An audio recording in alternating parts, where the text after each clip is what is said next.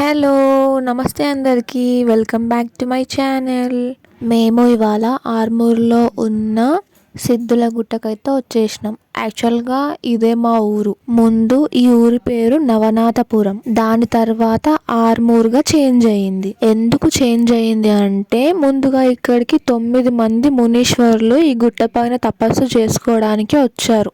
ఆ 9 మంది మునీశ్వరులే 6, 3గా డివైడ్ అయిపోయారు. దాంతో ఆర్మూర్ అనే పేరు వచ్చింది. ఈ టెంపుల్ ఎంత బాగుంటుంది అని అంటే చూస్తేనే మనసుకి ప్రశాంతంగా అనిపిస్తుంది. ఈ గుహల మధ్యలో దేవుడు ఎలా ఉన్నాడు అని ఒక క్వశ్చన్ మార్క్ అయితే వస్తుంది. ఇంకా ఎండాకాలంలో ఏసీ కూడా పనిచేయదు, ఎందుకంటే ఇక్కడ అంత చల్లగా ఉంటుంది. ఇదొకటే కాదు, ఇంకా పైన చాలా టెంపుల్సే ఉన్నాయి. రామ్, సీత, దాంతోపాటు ఇంకా జ్ఞాన మందిర్, ఇంకా అయ్యప్ప స్వామి టెంపుల్.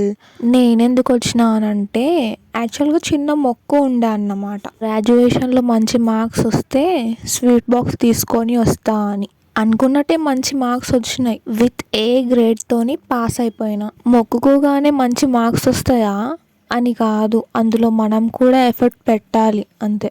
మనమైతే మొక్కేసినాం కదా, ఇంకా అంతా దేవుడే చూసుకుంటాడు, మనం చదవకపోయినా పర్లేదు అని అనుకుంటే ఆ దేవుడు దిగొచ్చినా కూడా ఏం చేయలేడు. ఇక్కడ ఒక స్తంభం ఉంటుంది.